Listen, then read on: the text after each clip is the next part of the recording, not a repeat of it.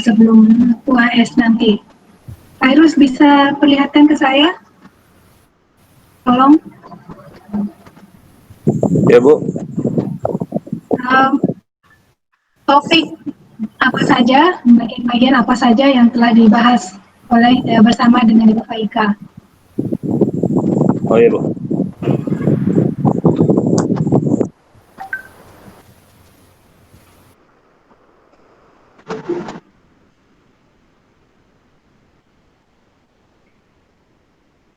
Nah, dari situ baru kita melangkah untuk menentukan apa saja yang perlu kita bahas. Karena saya lihat Ibu Faika tidak pakai Mi Power, jadi saya tidak tahu apa ininya, apa materi yang sudah dibahas. Meskipun Ibu Faika sudah memberitahu secara garis besar, tapi saya ingin ininya. Saya ingin detail-detailnya apa saja, sub-sub bagian.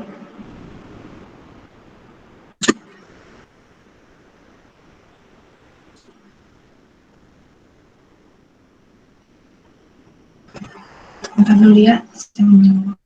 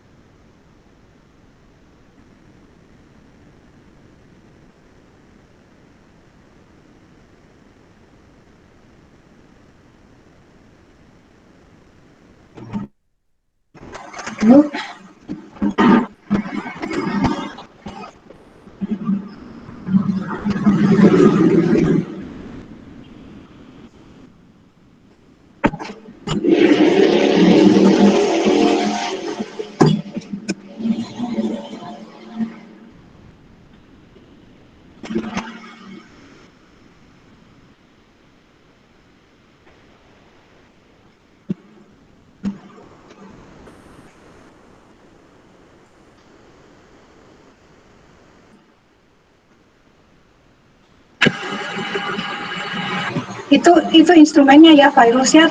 Kalau pendahuluannya mencakup apa saja? Saya rasa tidak mungkin langsung masuk FTIR, AS, spektrum, kalau tidak ada pendahuluannya apa dulu? Instrumen kimia.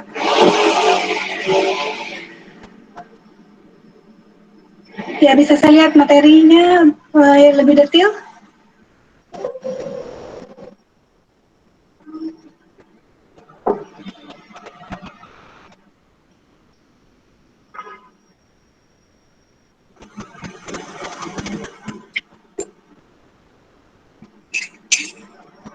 Atau yang lain ada ini?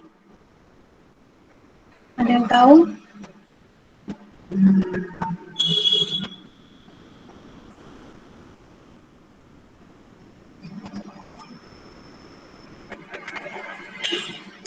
Apa ini ruang lingkupnya? Maksudnya tentang aspek analisis secara komprehensif, klasifikasi metode analitik. Ada bahan yang dibagikan tidak?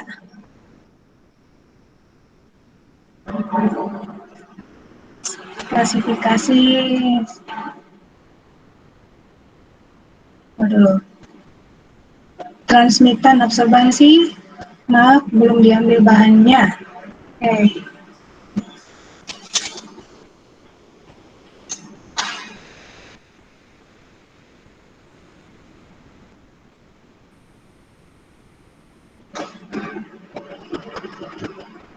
Oke, saya akan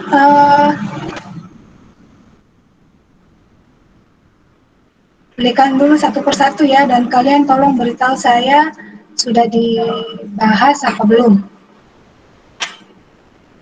Ya Bu. Nah,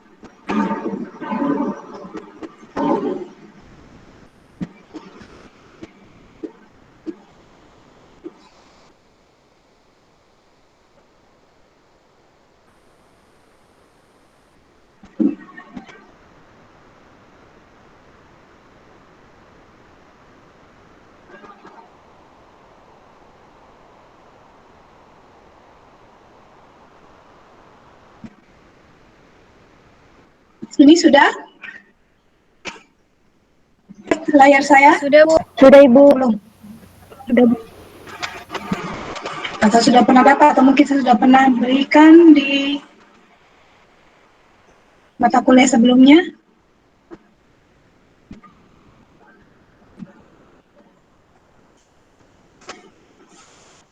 Untuk penyimpanan sampel sepertinya belum pernah, Bu. Sampling dan penyimpanan sampel, penerapan. Ya, saya lihat dulu. Kemudian saya perlihatkan dulu ya secara langkah-langkah metode analisis.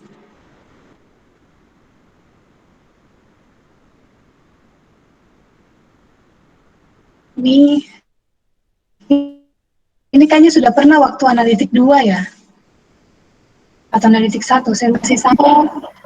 Ya sudah kan ya. Ini kalibrasi metode instrumen tadi, validasi kalibrasi dulu. Validasi metode atau validasi apa ini yang dibahas sama Ibu Faika? Validasi metode atau validasi apa? Belum, Bu. Ya?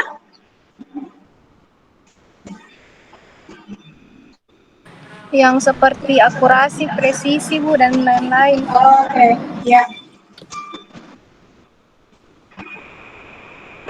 Oh, ini kalibrasi ininya, kalibrasi pada instrumennya.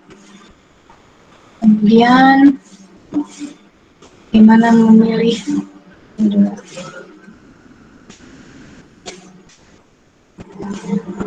tentang ini.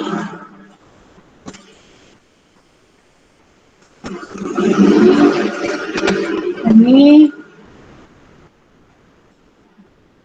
pengelompokan sudah ya, tadi ada apa ini? Ruang lingkup tentang aspek analisis secara komprehensif, klasifikasi metode analitik. Berarti ini sudah ya? Iya, Bu. Kemudian spektroskopi, perbandingan metode analisis. Jadi ini sebagian besar sudah dibahas sama Ibu Faika. Ya, kemudian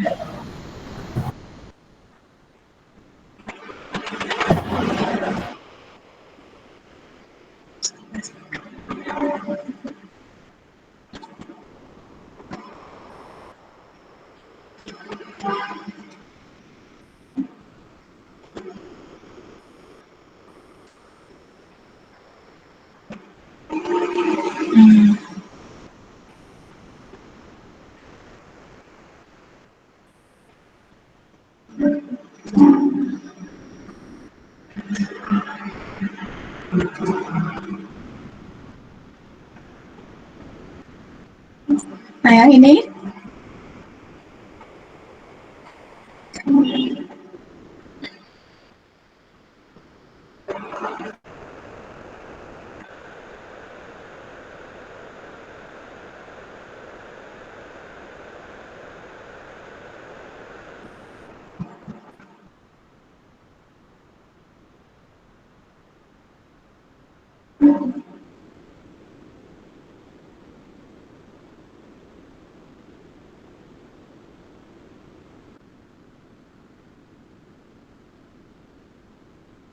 Maaf, bisa hanya ya. sudah apa belum?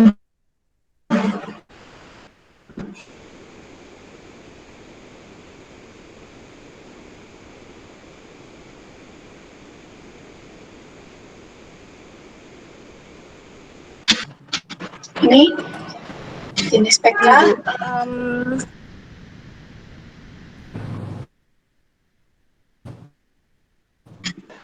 Sudah juga jenis spektra.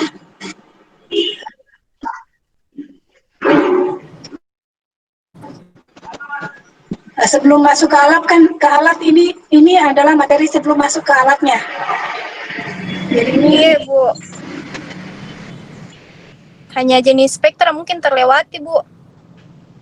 nah, oke, jenis spektra, terus radiasi absorpsi, serapan atom. Ini sudah semua yang masuk.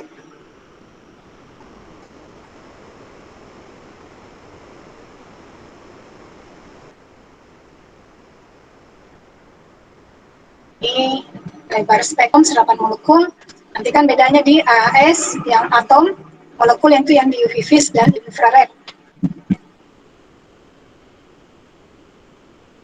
Kemudian pengaruh temperatur, serapan molekul, apa saja yang terlibat, energi yang terlibat dalam serapan molekul.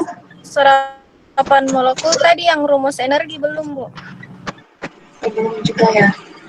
Nah, kalau gitu kita akan bahas secara ini saja, karena kan sebagian sudah, hukum lambat kan ini juga sudah kan?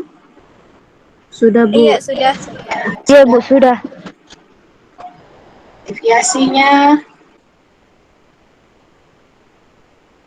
kemudian straylight menjadi faktor-faktor yang menentukan. Nah, kemudian, bentar dulu ya, berarti perlihatkan lagi yang lain.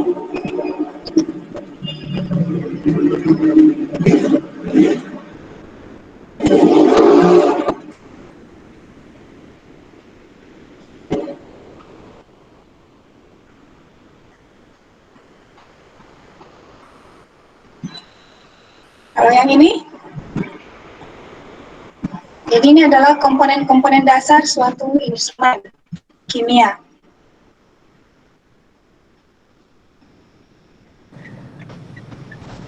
Kalau kami kemarin, Bu, yang kayak langsung ki di alatnya, misalnya kayak dari sumber cahayanya melewati sampel, baru langsung dideteksi sama detektor. Jadi yang ini belum secara ini. Belum, Bu. Ini Kayaknya secara umum. Jadi instrumentasi komponen-komponen dasar instrumentasi kimia secara umum. Ini bagian-bagian dasarnya iya, kalau ini sudah. sudah. Kalau itu sudah, Bu. Iya. Oke.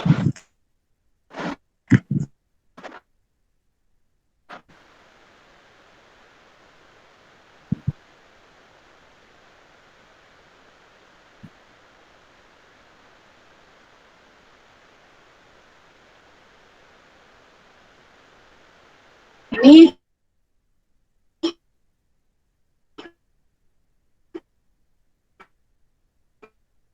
sudah. Iya.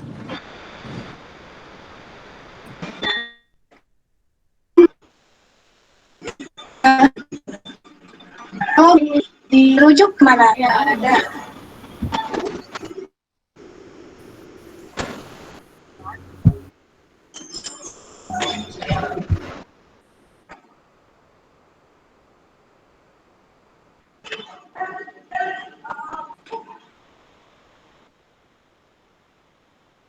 Bentar, yang mana ini?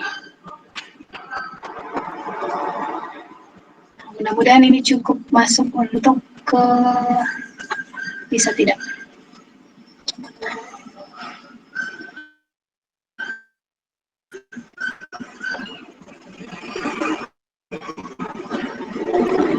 Saya ada kirim bahan bekerjanya. Jadi semua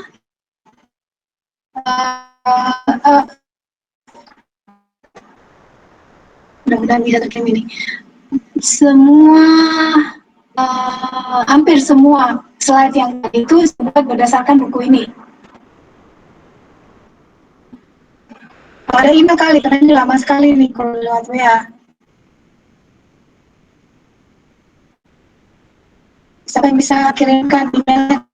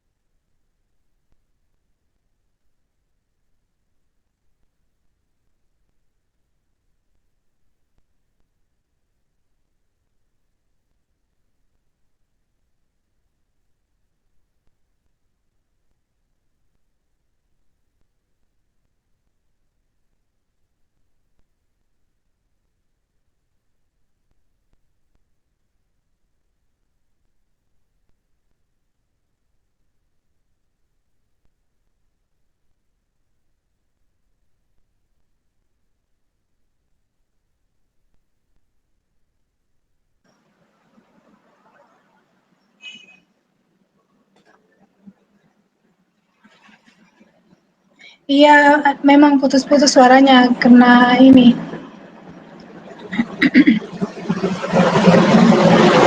Soalnya anak saya juga pakai pakai ini, pakai jaringan internet, jadi sebentar dulu, coba pakai dari HP.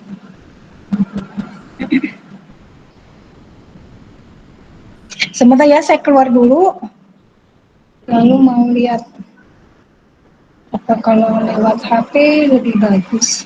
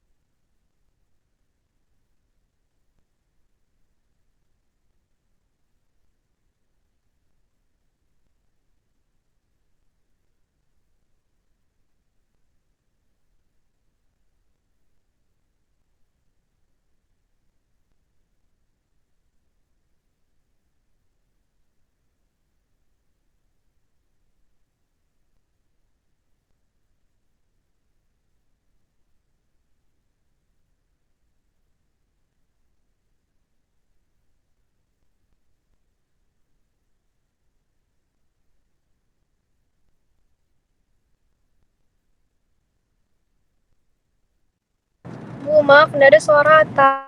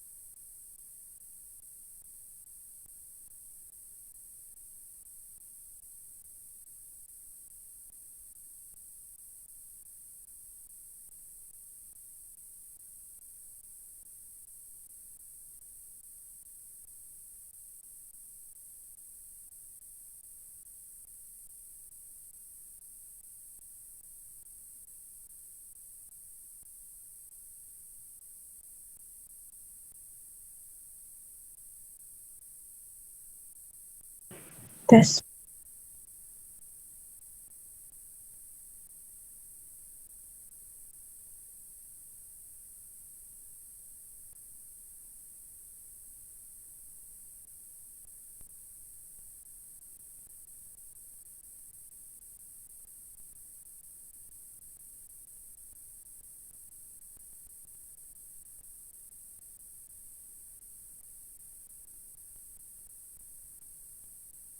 Sorry.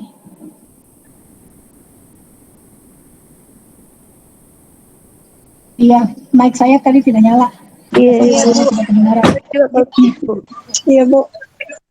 Ini sudah otomatis ini.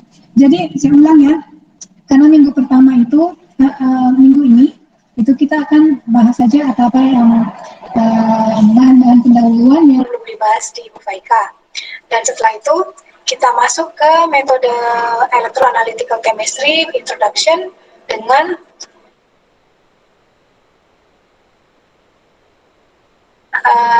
kemudian bahas tentang potentiometri dan PLC, high performance liquid chromatography, dan kalau cukup waktunya kita masuk ke elektroforesis juga. Jadi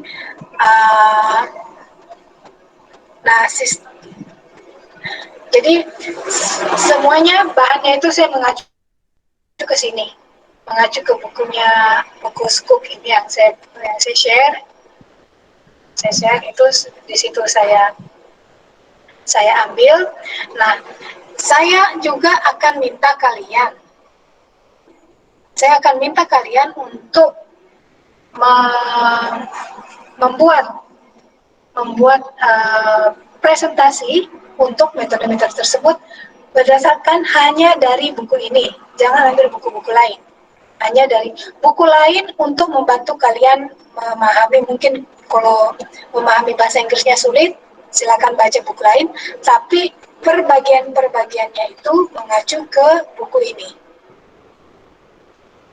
Nah, jadi saya minta, tadi saya coba kirim lewat WhatsApp, ini saya tidak bisa kirimkan mungkin karena filenya terlalu gede.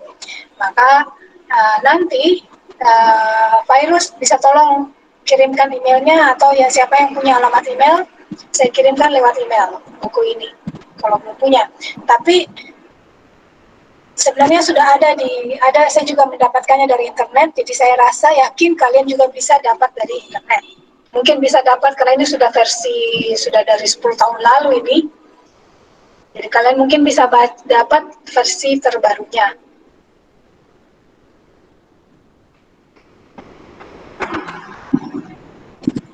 Nah, saya akan masuk ke bagian-bagian dasar dulu dari suatu instrumentasi kimia.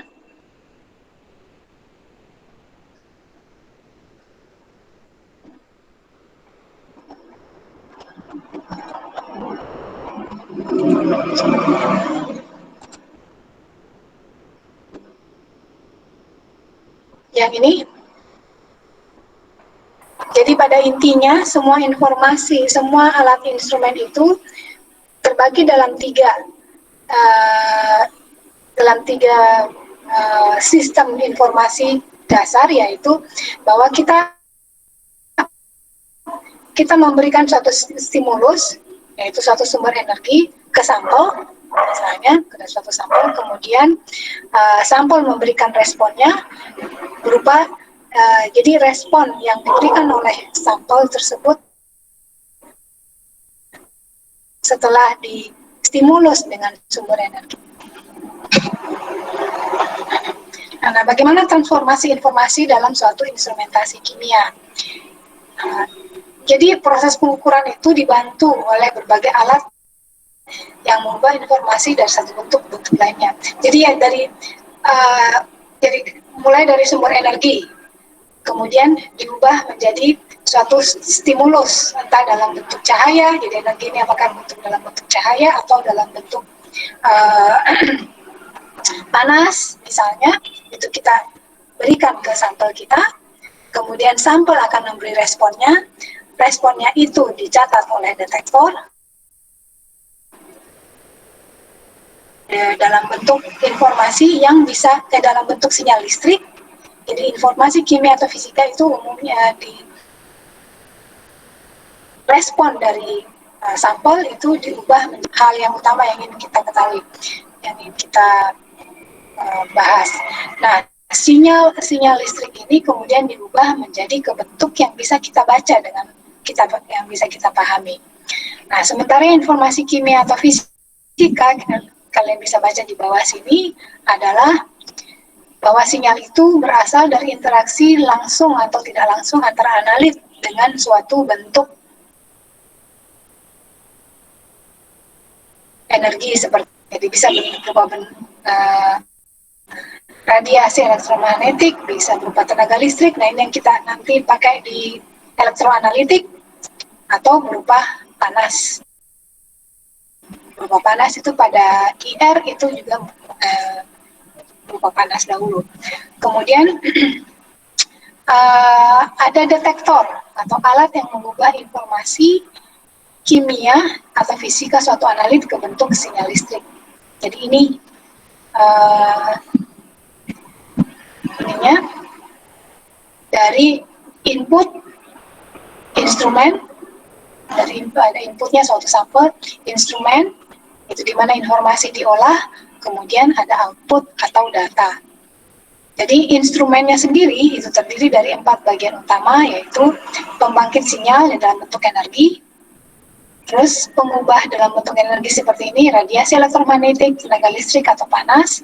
Kemudian ada pengubah sinyal input, yaitu detektor, yang mengubah informasi kimia atau fisika ke bentuk sinyal listrik. Kemudian biasanya kalau sinyalnya itu sangat kecil, maka kita butuhkan suatu amplifier, penguat sinyal. Atau kalau sinyalnya itu terlalu banyak, sehingga kita harus saring. Jadi kita membutuhkan suatu filter menyaring informasi. Kemudian yang terakhir itu adalah pengubah sinyal output menjadi sinyal listrik, yaitu sinyal listrik juga jadi informasi yang oleh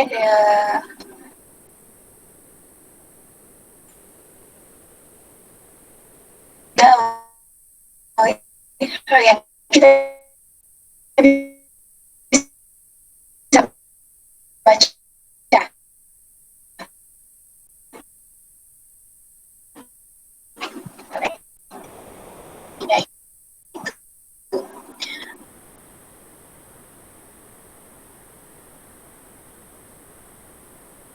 Nah, kemudian ini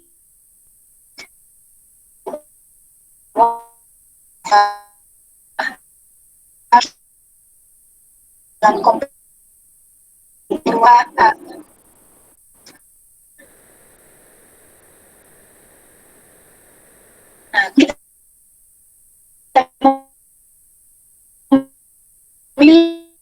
bisa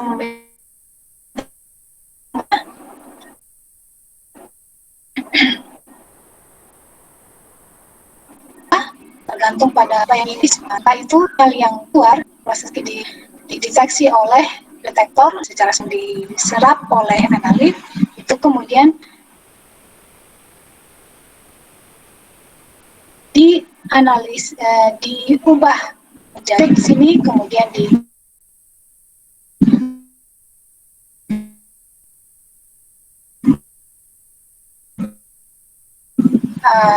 sinyal tersebut diubah jadi berdasarkan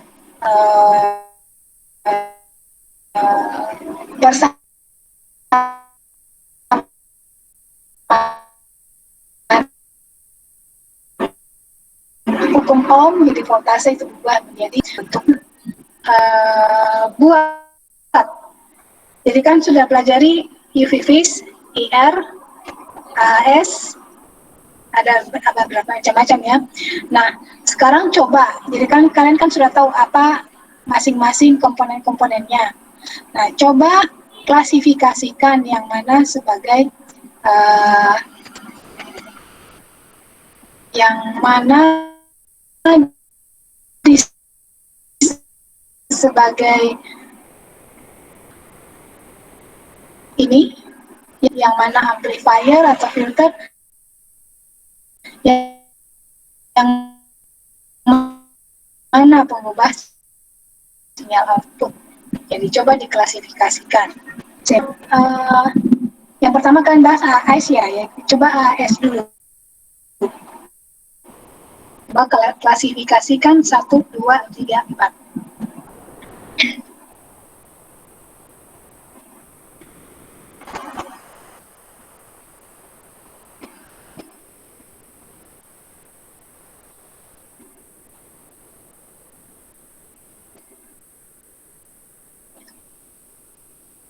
Kemudian nanti saya minta satu persatu untuk memperlihatkan apa yang dikerjakan.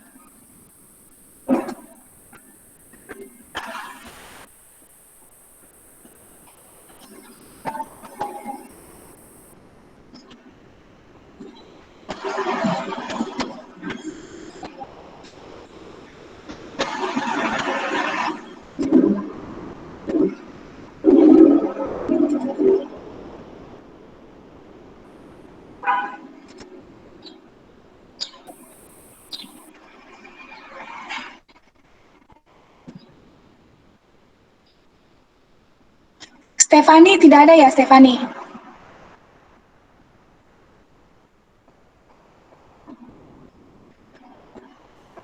Iya, Bu. Ada?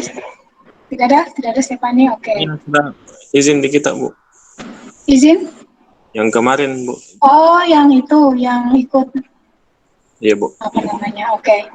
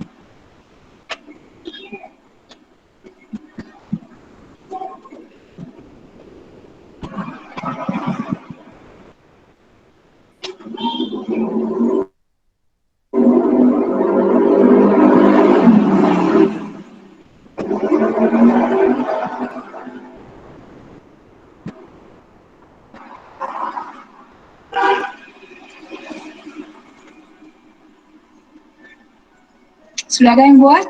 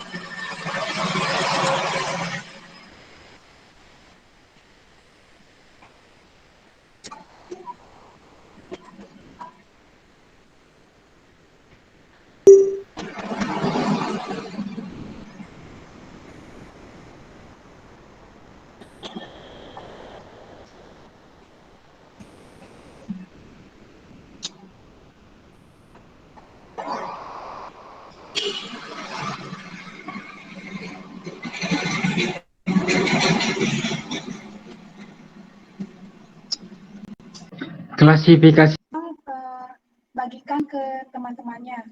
Oh ya, Bu. Saya cek. Ya. Jangan bagikan linknya, karena linknya itu saya cuma bisa share ke virus saja. Yang lainnya, jadi share-nya ke ini, tanyakan ke virus. Nah, sudah ada yang bikin yang tentang AS? Amira, ada Mbak Amira? Yang mana Amira? Amira, ada yuk? Ada, oke. Andi Yasril?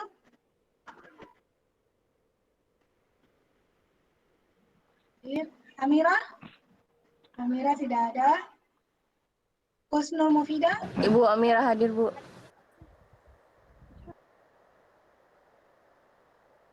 Amira hadir. Bu, bagikan komponen dasar dalam AS.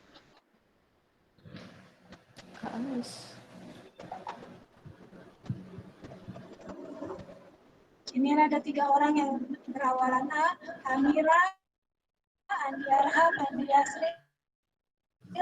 Tolong perlihatkan saya komponen-komponen dasar dalam alat instrumentasi AAS.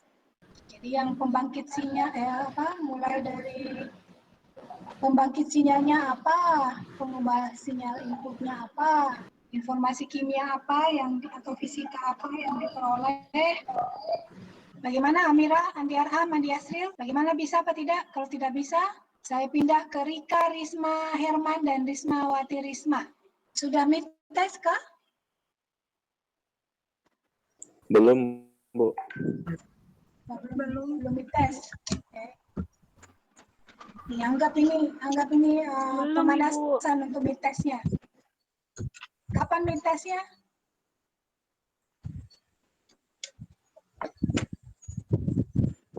Kemungkinan minggu depan, Bu.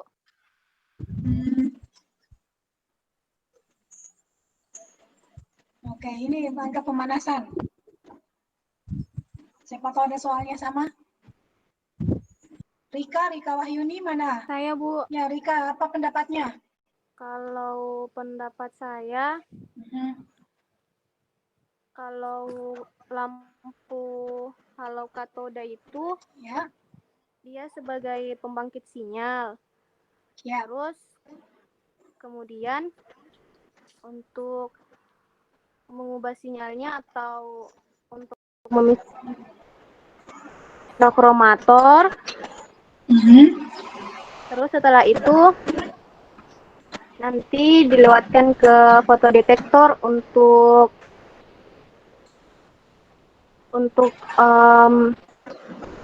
terus diubah menjadi sinyal. Nah, sinyal kimianya dalam bentuk apa? Jadi setelah pembangkit sinyalnya holokatoda lamp. Iya, Lalu Bu. ada monokromator. Betul ya? Iya. Nah, kemudian dikenakan ke sampel. Nah, apa yang terjadi sama sampel? Iya.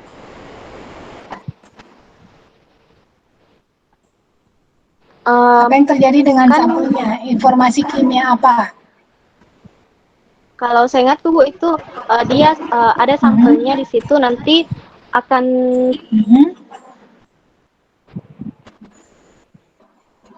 informasi kimianya.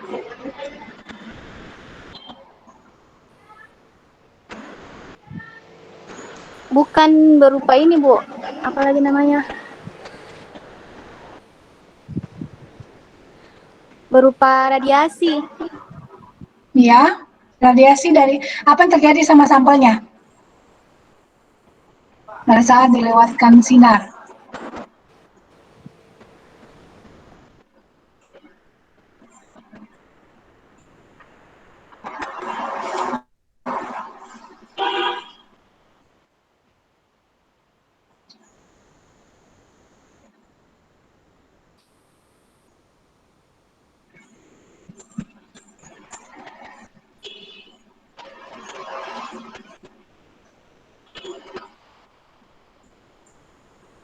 Kalau misalnya setelah sampelnya diberikan sinar, Iya. kemudian nanti kan sampelnya itu berbentuk atom. Ya. Kemudian? Nah, nanti atomnya itu akan melepaskan energi berbentuk sinar. Nah, kemudian nanti Atom sinarnya melepaskan akan energi ditangkap dalam bentuk sama detektor. kepanjangannya. atau SASSA.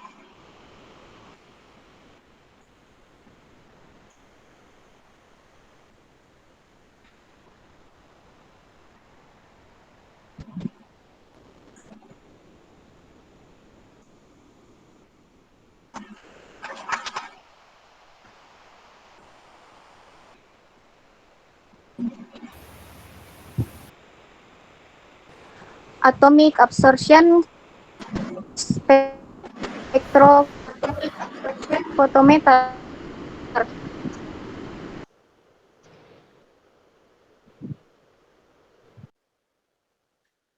Ya, betul. Jadi absorpsi yang diserap, ya. Iya, Bu.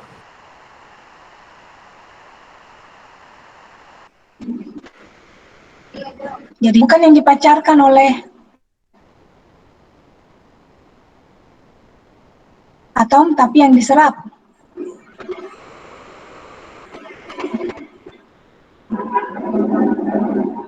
Kalau misalnya saya berikan sinar yang 10, misalnya intensitasnya itu ini angka sembarang, ini itu kalau kita ukur dari 0 sampai 10, nah kemudian sama sampel. Atau apa yang terjadi yang kita mau, misalnya kan agak jadi Terus, Bu.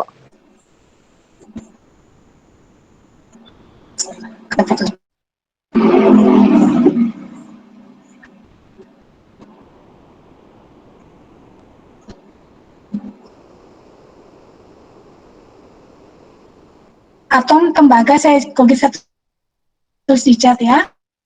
Ya. Jika ada radiasi cahaya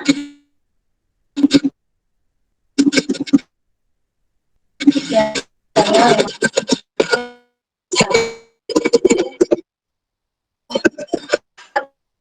apa yang terjadi?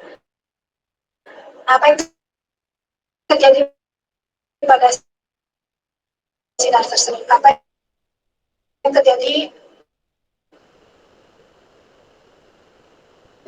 pada sinar tersebut setelah melewati jadi atau tembaga radiasi cahaya melewatkan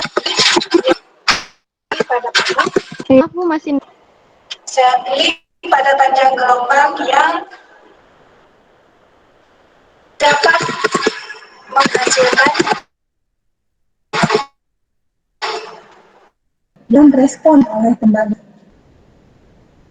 oleh atom tembaga tersebut terhadap radiasi yang dipancarkan yang kita berikan kepada dia. atom-atomnya akan tereksitasi, Bu.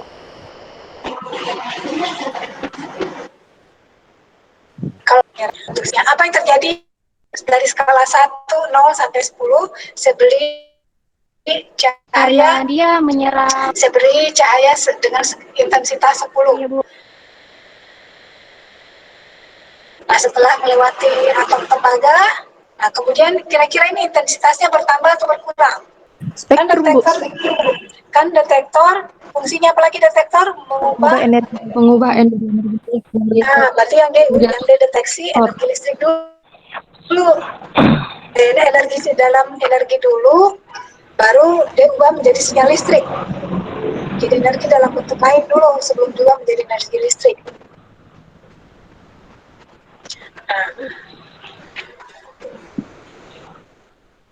Nah ini coba lihat di ini saya sudah tunggu dulu.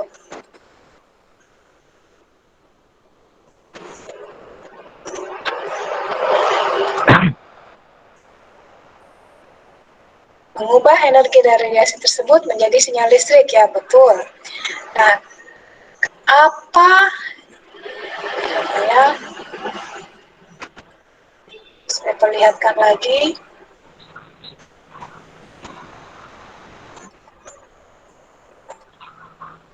Nah, detektor, lihat layar saya. Detektor adalah suatu alat mekanik, elektrik atau kimia Jadi detektor itu bisa, malah sekarang ada biosensor.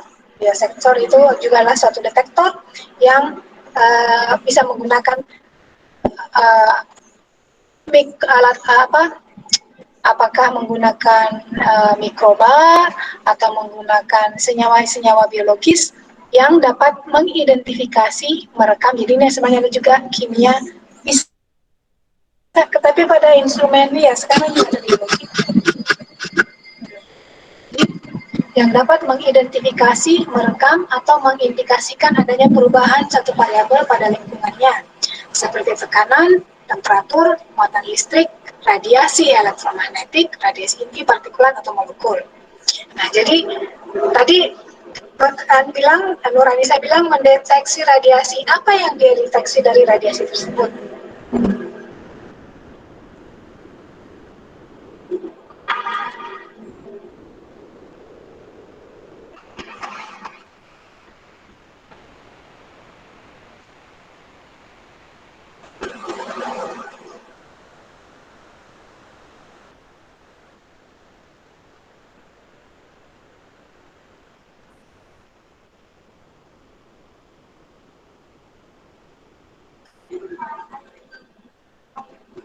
Energi radiasi kan kalau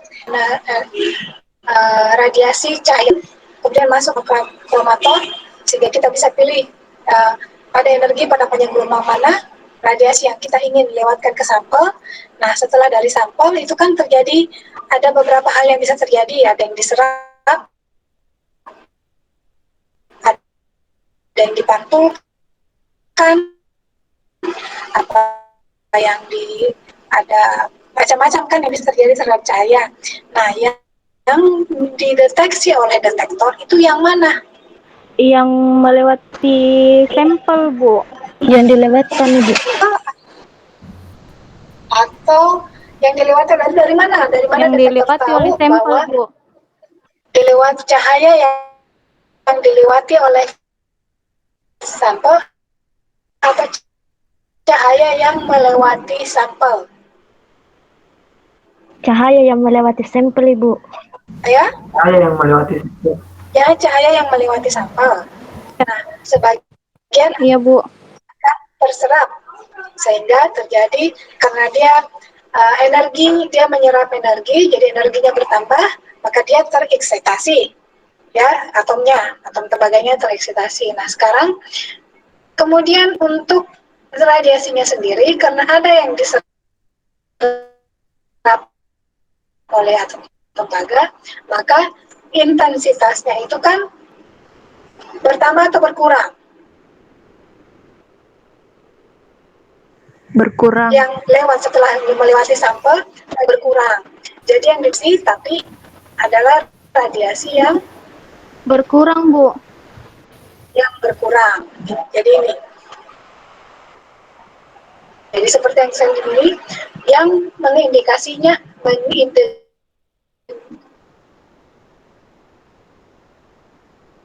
mengindikasikan adanya perubahan. Jadi ada perubahan intensitas radiasi yang dialami dari hollow cathode lamp. Jadi sudah paham sampai di sini sudah bisa mengerti ya ininya. Atau ada pendapat lain?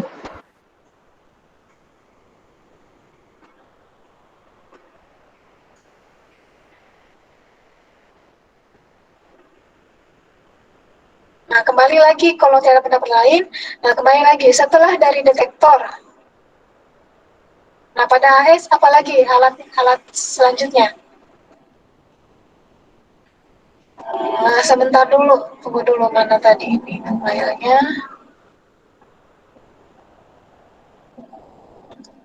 Nah, ini kan ada bisa lihat di layar saya. Bisa, Bu. Bisa, Ibu. Bisa, Bu.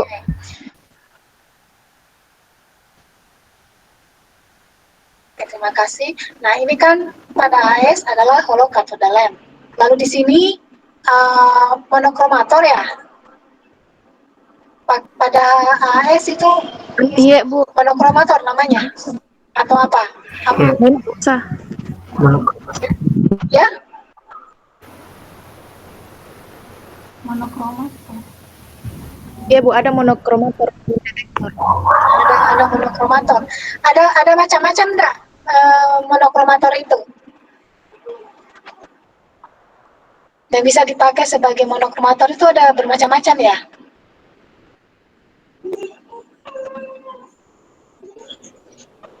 Apakah dia coba sebutkan jenis-jenis monokromator?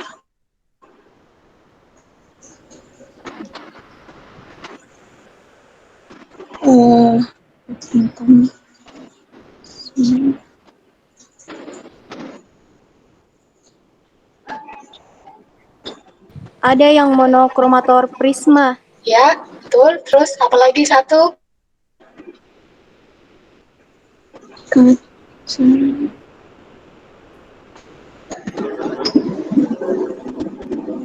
Monokromator Sama difraksi Brand. monokromator grating, Bu. Oke, itu salah. Ada dua yang kita ketahui. Kemudian pada AS apa yang kita jadikan sebagai tempat sampel? Apa namanya?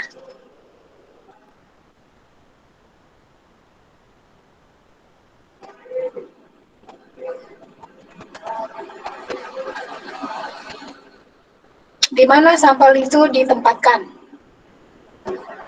Di dalam alat ya, bukan di luar alat. Setelah masuk ke dalam alat itu di mana? Apa namanya? Bu, maaf putus tadi suara tak, Bu? Oke, saya tulis lagi. Di dalam, lihat chatnya ya, di dalam alat AAS, sampel itu di mana ditempatkan? Atau dengan kata lain, apa nama tempat sampel pada alat AAS?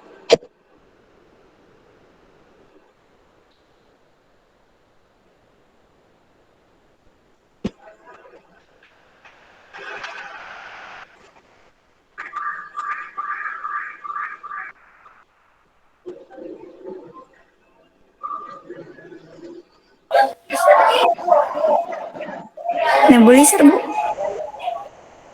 Ya,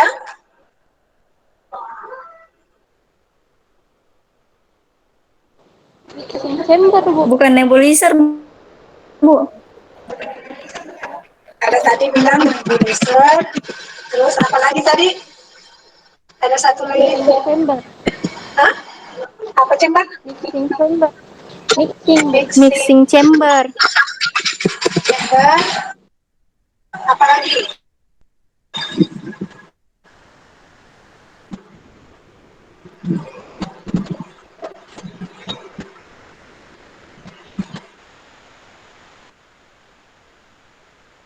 Ini masih komponen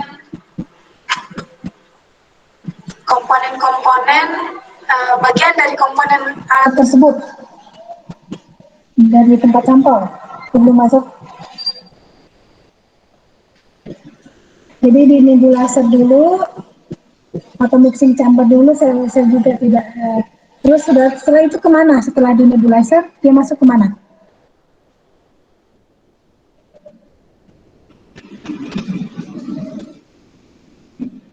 Atomizer, Bu. Ya? Atomizer. Atomizer. Atomizer. Ya. Jadi kan dari jadi tempat pengatomisasi.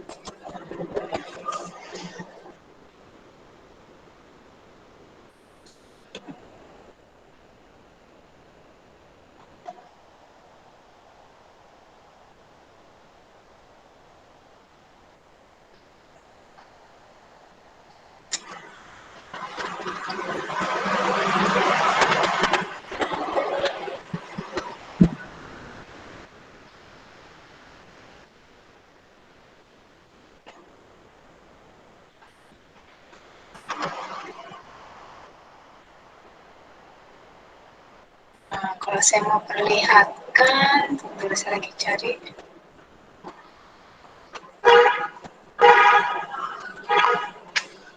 Apa nama tempat pengatomisasinya? Jadi ini ya, tunggu dulu.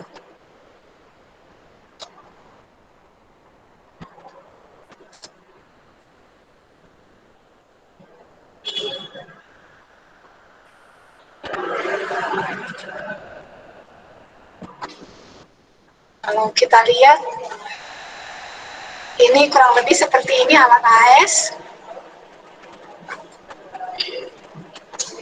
Bisa lihat ininya, layar saya. Bu. Nah, Bu. Oke, nah, ini kan alat AS ya. Nah, di Bisa, Bu. dalamnya itu, jadi ini yang Bisa, Ibu. apa? Sebenarnya ini yang bentuk awalnya seperti bagaimana.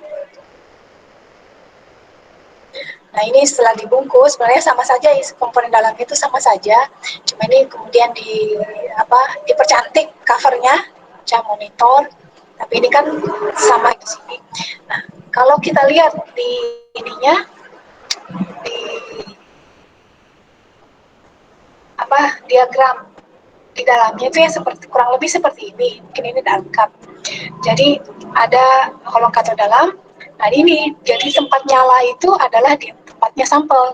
Jadi kan di sini holokator dalam, lalu kita lewatkan sinar cahayanya pada sampel. Jadi ini adalah tempat sampelnya. Jadi nebulasi sampel, jadi sampel yang telah ternebulisasi itu masuk ke sini. Jadi dan masih bukan masuk dalam sebagai tempat sampel, tapi dia hanya jadi nebulizer itu hanya untuk tempat sampel itu adalah di mana kita mengatomisasikan sampelnya. Jadi ada gas, ini untuk kita pakai untuk memanaskan dan jadi membuatnya menjadi kebentuk atom-atom. Jadi ini yang terjadi di sini. Sampel introduction dimasukkan ke sini,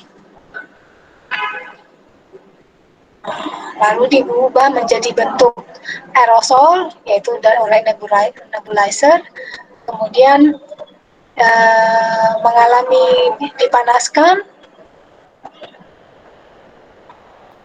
Jadi desolvasi ini penghilangan pelarutnya sehingga menjadi satu partikel-partikel, kemudian diuapkan lebih lanjut lagi akan membentuk, ini contohnya untuk kalsium klorida ya, molekul-molekul, lalu diubah disosiasi, dipisahkan antara kalsium dengan klornya sehingga hanya terdapat kalsium, lalu yang terjadi itu ada yang bisa terjadi ionisasi membentuk kalsium plus, ada terjadi bentuk lain kalsium oksida, kalsium hidroksida, dan kemudian atom-atom netral lainnya, atom-atom kalsium netral. Ini yang terjadi. Selanjutnya, ya, yang kita jadi kan bisa terjadi ionisasi, kemudian sputtering itu bagaimana menurutnya kan ya, eksitasi dan emisi.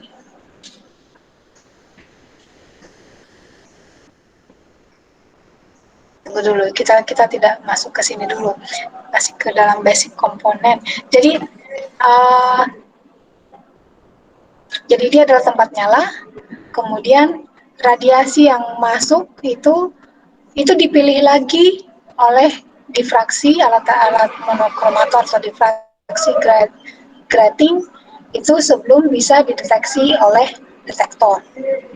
Detektor ini adalah fotosel dalam hal ini yang digambar ini. Detektor setelah melewati detektor lalu masuk ke mana? sinyalnya setelah diubah dari sinyal kimia menjadi sinyal listrik, itu dicatat di mana?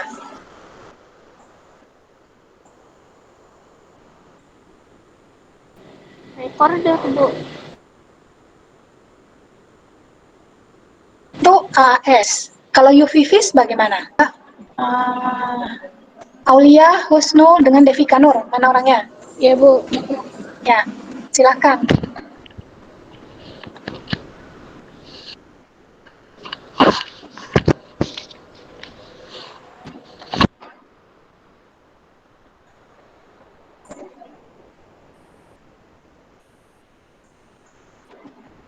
Kalau Husnul ada?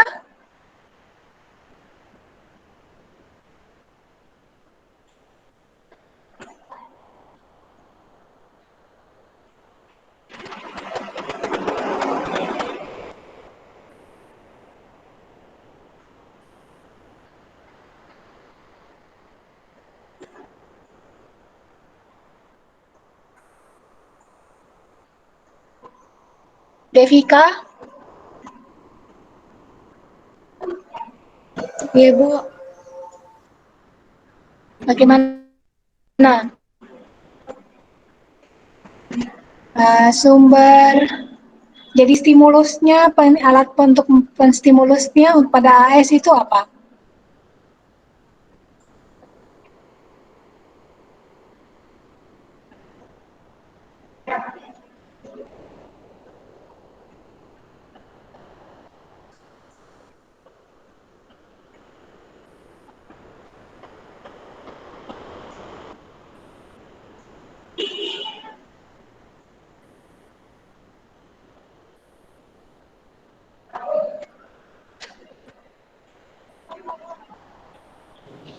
Kalau pembangkit sinyalnya, Bu, Ya,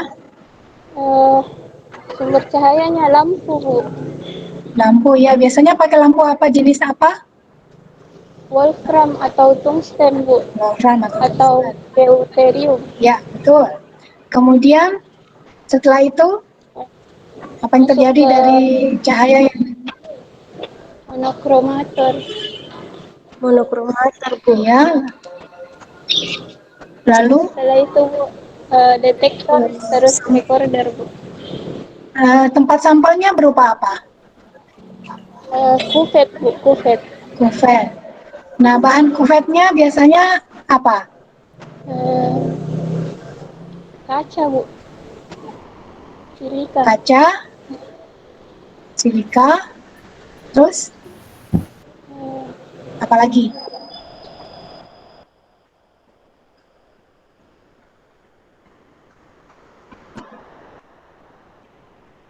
Kuarsa, Bu. Warsa, ya, betul.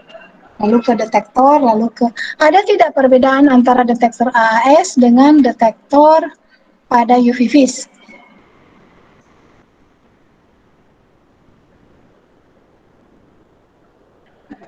Nah, sinyalnya ini yang pada sama tidak sinyal yang dikeluarkan? Sinyal yang dideteksi itu apa yang dideteksi oleh detektor?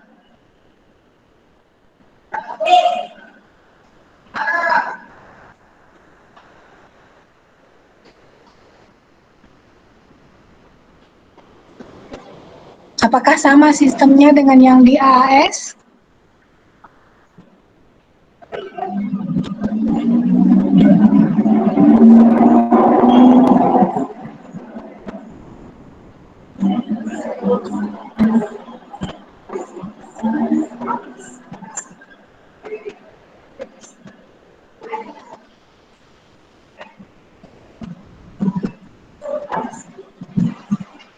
Oke, saya pindah ke siapa nih? Etri Rahayu Fadila Fairuz. Ada orangnya? Iya, Bu. Ya, coba pertanyaan saya tadi, kalau pada AAS yang dideteksi oleh detektor adalah apa tadi?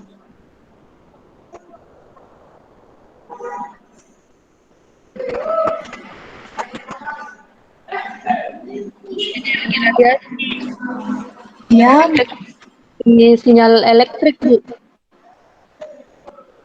Kalau ya, pada aktivis mengubah cahaya menjadi sinyal listrik. ya. Apa yang itu kan yang diubah, tapi yang dideteksi apa? Apa yang dideteksi sehingga kita tahu bahwa kalau untuk AS dan UVPS kan kita menghitung konsentrasi ya. Nah, bagaimana kita tahu bahwa sinyal yang dideteksi itu merupakan eh, mewakili konsentrasi dari apa ya, atom atau molekul mungkin yang ingin dideteksi, yang ingin kita ukur konsentrasi.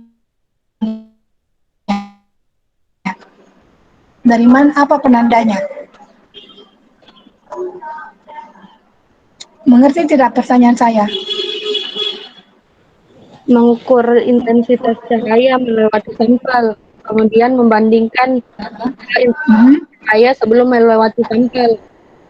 ya, betul. Jadi ada terjadi pengurangan atau apa gitu ya? Pengurangan intensitas dari cahayanya. Iya, Bu. Nah, kemudian kenapa bisa kita bilang bahwa pengurangan tersebut itu kita bisa hubungkan dengan konsentrasi? Apa hubungannya? Kenapa kita bisa menyimpulkan bahwa berkurangnya radiasi itu menentukan konsentrasi dari PB misalnya yang tadi kita bicara tentang PB, menentukan berapa konsentrasi PB dalam sampel.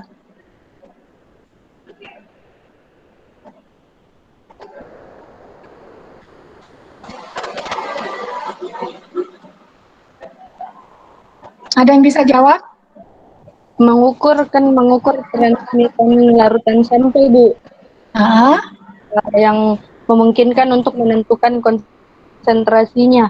nah, dari mana kenapa kita bisa dimungkinkan untuk menghitung konsentrasinya berdasarkan transmitan? Apa ininya? Apa dasarnya? Menggunakan hukum Lambert-Beer. Betul, karena adanya hukum Lambert-Beer yang menyatakan bahwa apa? Coba tulis di chatnya. Bagaimana hubungannya antara apa dengan apa?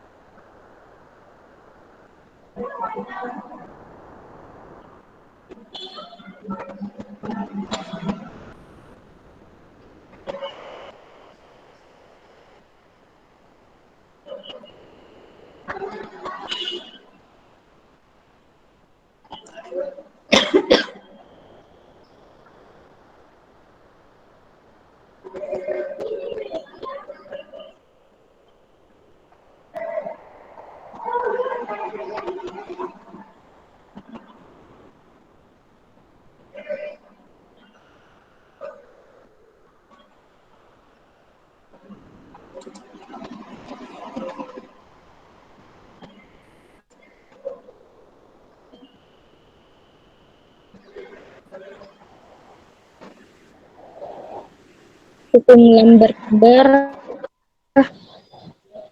katakan Ya, hubungan linearitas antara absorban dengan konsentrasi larutan analit hubungannya transmitan dengan absorban. berbanding terbalik dengan transmitan, Ya, Ibu. betul. Jadi yang dengan mengukur transmitannya kita dapat itu mengindikasikan absorban, dan itu berdasarkan hukum Lambert-Beer itu berkaitan dengan kita bisa menarik hubungan tentang konsentrasi dari spesiesnya dari spesies yang kita ingin ukur. Nah, kemudian nanti minggu depan saya tanyakan ada lagi pertanyaan yang sama, tapi untuk infrared dan NMR. Ya, Bu. atau infrared. Ya, infrared. Iya Bu. Lagi Iya, lebih. Pak. Jadi jadi tujuan tujuan dari kita mempelajari instrumentasi kimia itu adalah kalian dapat apa sih yang terjadi, jadi apa sih yang terjadi pada saat kita mengukur suatu sampel di dalam satu alat untuk mendapatkan informasi apa saja yang kita inginkan informasi tersebut. Jadi apakah kuantitasnya atau jumlahnya, ataukah kita mau mengidentifikasi apa-apa saja yang ada di dalam, jadi kualitatifnya. Nah, tentu kita tidak bisa mempercayai begitu saja apa yang diberi informasi secara buta-buta gitu tanpa mengetahui apa yang terjadi di dalam suatu alat. Kenapa? Karena jangan sampai kita mau mencari misalnya uh, mencari kualitas, bukan kualitas, mencari jenis apa saja, misalnya komponen apa saja dari satu sampel, pada lalu alat yang kita pakai adalah hanya bisa untuk kuantitas. Kalau kemudian kita bisa membedakan yang mana alat untuk bisa kuantitas, yang mana alat bisa kualitas, lalu kita juga ingin tahu, nah alat ini sampai di mana, tergantung kebutuhan kita, sampai di mana batas deteksinya misalnya. Komponen-komponen apa saja dari sampel yang bisa diukur oleh alat tersebut. Jangan sampai kita mau mencari komponen senyawa-senyawa organik, lalu kita ukurnya pakai senyawa instrumen yang hanya bisa mengukur senyawa organik. Jadi kan tidak betul itu. Atau yang kita mau tahu atom-atomnya, tapi kita pergi ukur di alat yang hanya mengukur molekul. Jadi kan tidak bisa. Nah, dari segi itu, jadi kita bisa tahu. Kemudian kalau kita sudah tahu semuanya, oh ya pokoknya saya mau mengukur kandungan PB dalam kandungan tembaga tadi dalam suatu cat misalnya. Nah, saya mau tahu lagi kemampuan alat mana saja yang bisa, alat-alat mana saja yang bisa saya pakai. Oke, saya tentukan AAS. Kemudian saya harus tahu juga apa yang terjadi terhadap sampel saya selama pengukuran. Sehingga saya bisa, kalian sudah pelajari noise dan error ya? Sudah atau belum?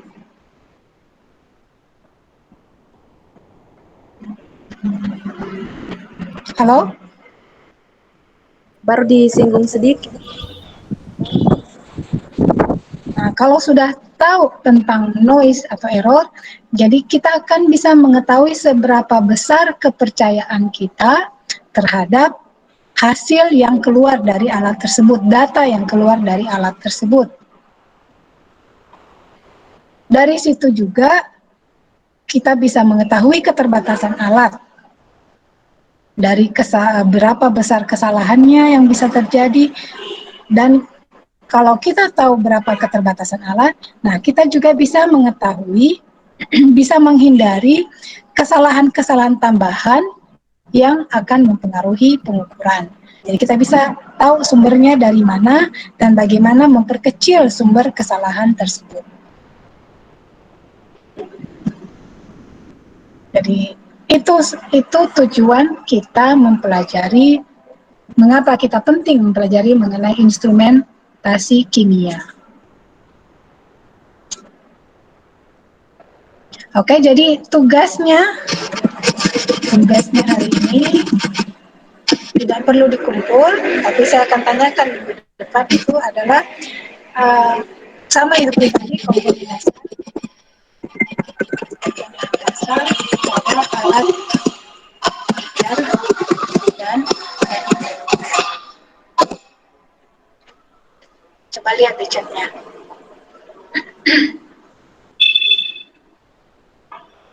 Oke, sudah, waktunya sudah habis.